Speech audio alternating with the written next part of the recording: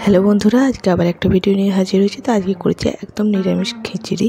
যেরকম বাঙালিরা নিরামিষ খিচুড়ি তৈরি করে থাকে সেইভাবে তৈরি করেছি, আর খেতে খুবই টেস্টি হয়। আর এটা কুকারে করেছি, তার জন্য টাইমও খুব কম লাগে এই খিচুড়ি তৈরি করতে। তো কিভাবে করেছি সেটাই দেখাবো। তো ভিডিওটা দেখে নিয়ে যাক আমি কিভাবে এই নিরামিষ খিচুড়িটা করেছি।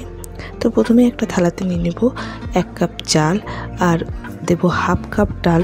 অনেক কিছু ডালই আমরা ইউজ করতে পারেন, তো আমি এখানে মুগ ডাল, মসুর ডাল আর তুর ডাল ইউজ করেছি। আপনারা চাইলে চানা ডালও ইউজ করতে পারেন, তো আমি চানা ডালটা ইউজ করিনি। তো এই 3টে ডাল ইউজ করেছি, যেটা হাফ কাপ করে দিয়েছি।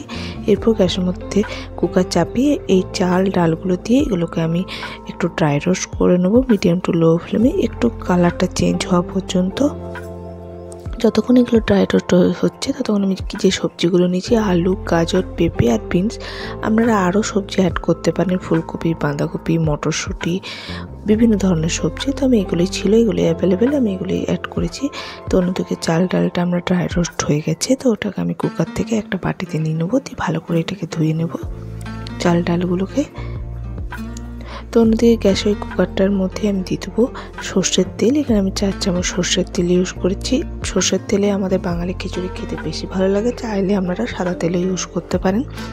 এরপর এতে আমি দেবো 1 টিস্পুনের মতো গোটা জিরে, 2টো তেজপাতা, 2টো এলাইচি, একটু দালচিনি আর 4-5টা লবঙ্গ, মানে গোটা গরম মশলা।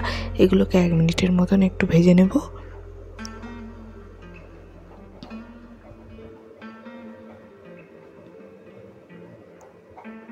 এগুলো ভাজা হয়ে গেলে এতে আমি দেবো একটা মিডিয়াম সাইজ টমেটো, যেটা ছোটো করে কেটে নিয়েছি। আর দেবো কিছু গুঁড়ো মশলা, যেমন জিরে গুঁড়ো, ধনে গুঁড়ো, red chilli powder, Kashmiri chilli powder থাকলে দেবেন, আমাকে ছিল না, দিইনি। টারমারিক মানে হলুদের গুঁড়ো, জ্যাগরি পাউডার, আর দিয়েছি আদার বাটা 2 চামচের মতন। আর হ্যাঁ, দিয়েছি গুড় পাউডার। এখানে একটু খিচুড়ি মিষ্টি মিষ্টি ভালো লাগে, তাই জন্য আমি এখানে গুড় পাউডারও দিয়েছি, চাইলে চিনি দিতে পারেন। দিয়ে মশলাটাকে আমি একটু কষিয়ে নেবো 1 থেকে 2 মিনিট। আর দেবো টমেটো যাতে গলে যায়, তার জন্য 1 টিস্পুনের মতন একটু লবণ দিয়েছি। লবণটা পরে দেবো, কিন্তু এখন মশলাটা কষানোর জন্য আমি লবণটা ইউজ করেছি। দিয়ে ভালো করে মশলাটা কষিয়ে নেব। মশলাটা দেখতে পাচ্ছেন কষে এসেছে।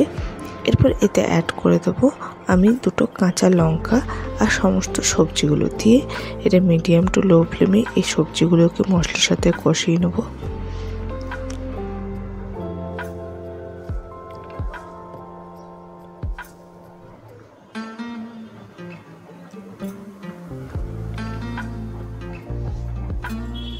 মশলার সঙ্গে সবজিগুলো একটু কষে এলে এরপর এতে অ্যাড করে দেবো চাল ডাল, যেগুলো আমি আগে ড্রাই রোস্ট করে ধুয়ে রেখেছি সেটা দিয়ে। এটা দিয়েও একটু আমি 1 থেকে 2 মিনিট একটু মশলার সাথে কষিয়ে নেব, তাহলে খিচুড়ির স্বাদ যেটা হবে খুব টেস্টি হবে।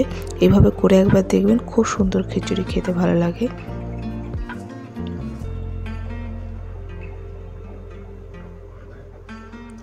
সমস্ত সবজি এবং চাল ডালগুলো একদম মশলার সাথে কষে গেছে।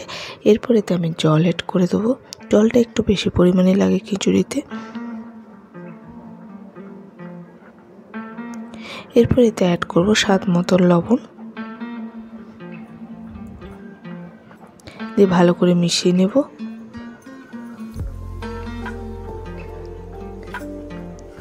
মেশানো হয়ে গেলে আমি কুকারে ঢাকা দিয়ে এটা আমি 6 থেকে 7টা সিটি দেবো মিডিয়াম টু লো ফ্লেমে।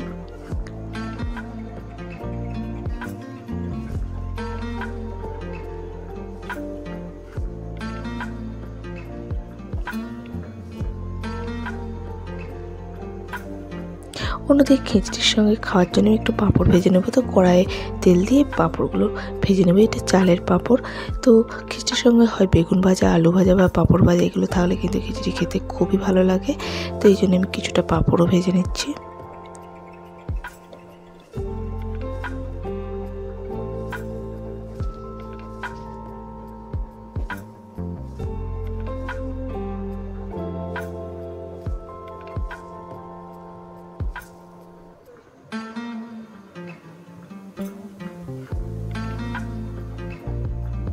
তো পাঁপড়গুলো আমার দেখতে পাচ্ছেন ভাজা হয়ে গেছে।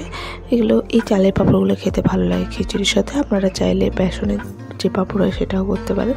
অন্যদিকে আমার খিচুড়িটা হয়ে গেছে, তো কুকারটা আমি এরপর খুলে নেব, দিয়ে খুন্তির সাহায্যে খুব ভালো করে ঘেটে নিতে হবে, তাহলে খিচুড়িটা একদম মাখা মাখা যেভাবে হয় সেইভাবে হয়ে যাবে। তো এটা 1 থেকে 2 মিনিট একটু করে নেব। করার পর লাস্টে আমি দিয়ে দেবো ঘি দিয়ে আর একবার আমি মিশিয়ে নেব খিচুড়ির সাথে ঘিটা, তাহলেই আমাদের নিরামিষ খিচুড়ি একেবারে রেডি।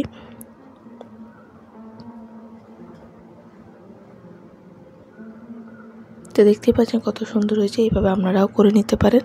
তো আমার এই ভিডিওটা ভালো লাগলে অবশ্যই লাইক, শেয়ার এবং সাবস্ক্রাইব করতে ভুলবেন না।